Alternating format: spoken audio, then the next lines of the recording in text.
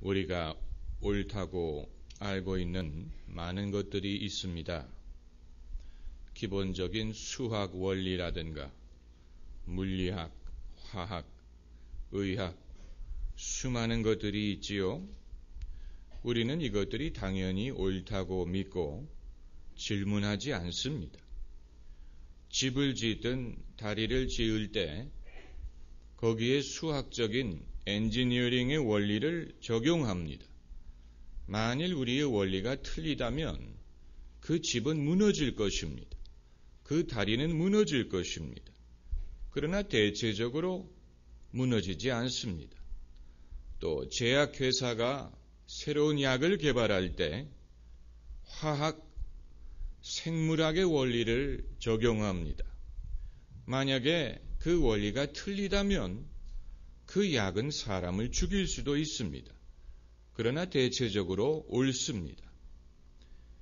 이처럼 우리가 옳다고 알고 믿고 있는 많은 것들이 있지만 사람이 사는 방법에 있어서만큼은 자기가 갖고 있는 노하우가 반드시 옳은 것은 아닙니다.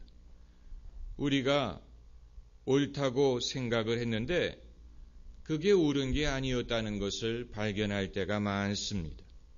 우리가 스스로 그것을 깨달을 때도 있고 남들이 그것을 깨달아 줄 때도 있습니다. 최근에 GE의 전직 CEO였던 잭 웰치가 그는 전 세계 CEO의 아이콘이었습니다. 전설적인 인물이지요. 그런데 그가 경영했던 GE가 지금 자금난에 봉착해 있습니다. GE도 망할 수가 있다는 것을 생각하게 만듭니다. 미국의 GM이든 크라이슬러가 망할 수 있는 입장에 있는 것처럼 GE도 망할 수 있다는 것입니다. 이 사실을 직면하면서 잭 웰치는 최근에 이런 고백을 했습니다.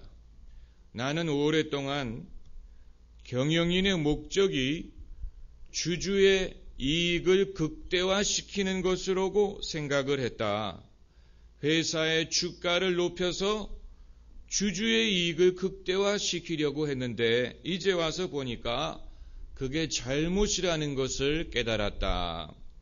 회사를 잘 경영하고 좋은 제품을 만들어서 그 자연스러운 결과로 주가가 올라가게 해야지 처음부터 주가를 높이는 것을 목표로 하는 것은 잘못이다. 자신의 이 기업 경영의 관행에 잘못을 인정한 것입니다.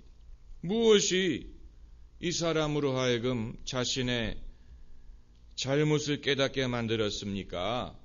금융위기라는 것입니다. 위기를 당하게 되니까 자기의 방법을 돌아보게 만들고 그게 틀렸다는 것을 깨닫게 만들었다는 것입니다. 만약에 이런 위기가 없었다면 그는 자기가 늘 옳다고 생각했을 것입니다. 우리는 그동안에 가장 변화에 민감하고 앞서가는 사람들은 기업인들이 제일 앞서가는 사람들이고 가장 늦은 것이 정치인이고 그보다 늦은 것은 교회라고 듣고 그런 줄로만 알았는데 그런데 이제 보니까 그게 사실이 아닐 수도 있습니다. 우리가 무턱대고 종교인들이 시대의 변화에 적응하지 못한다라고 비판만 할 수 없습니다. 왜냐하면 그렇게 앞서가고 첨단을 달린다고 했던 경영인들, 금융인들이 금융위기를 발생시킨 장본인들이기 때문입니다.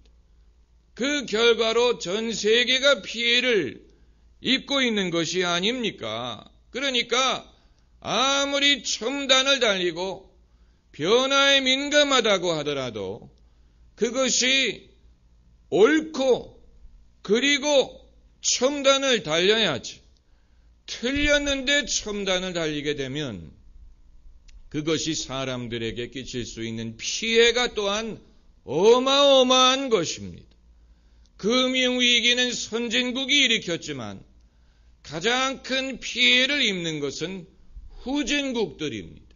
아프리카 같은 나라들이 가장 큰 타격을 입고 있는데, 이것은 여러분 어떤 경영이든 금융기법이든 경제 원리 이론적인 차원에서만 잘못이 있었던 것이 아니고 결국은 인격적이고 도덕적인 차원에서 그릇된 것이, 결국 그것이 댐이 무너지듯이 무너져 버리니까 그 피해가 여러 가지 방법으로 사람들에게 임하고 있는 것입니다.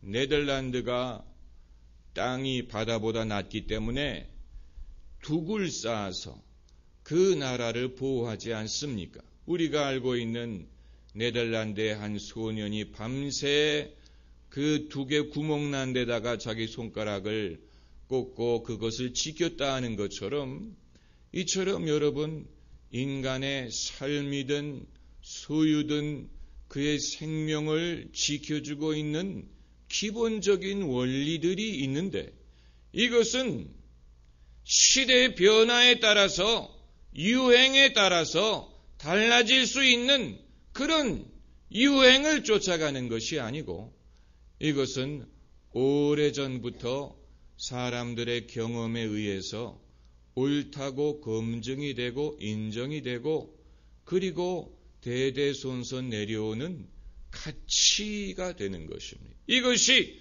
우리의 삶을 지켜주는 둑과 같은 역할을 합니다.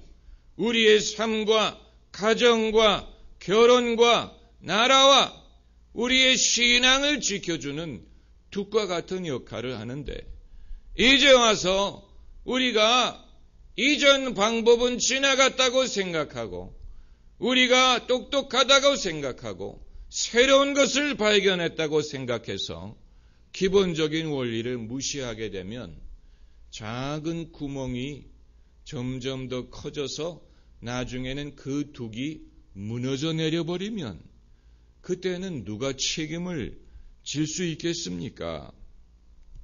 여러분, 사람을 지혜롭게 만드는 것은 무엇입니까? 그의 경험, 그의 노하우, 지식 아닙니다. 사람을 지혜롭게 만드는 것은 실패의 경험과 겸손입니다. 실패의 경험이 사람을 겸손하게 만들고 겸손이 사람을 지혜롭게 만듭니다. 그렇기 때문에 승승장구하던 사람의 말을 우리는 신뢰하면 안 됩니다. 승승장구만 하고 실패를 경험해 보지 못한 사람은 좀 더 인생을 살아봐야 될 필요가 있습니다.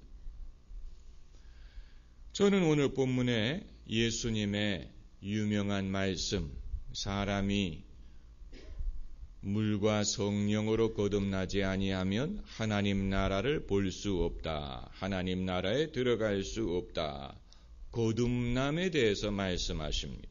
거듭남의 필요에 대해서 말씀하십니다. 저는 이 성경 구절에서 성령의 역할을 강조했었습니다.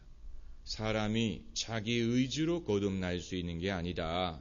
사람을 거듭나게 하는 것은 성령의 역할이다. 그렇기 때문에 성령으로 거듭나야 된다고 말씀하신 것이다. 사람의 의지로, 사람의 선행으로 거듭나는 게 아니고 이건 성령이 하시는 일이고 성령이 주도권을 쥐고 계시는 일이다. 저는 성령의 역할을 이제껏 강조했습니다. 그러나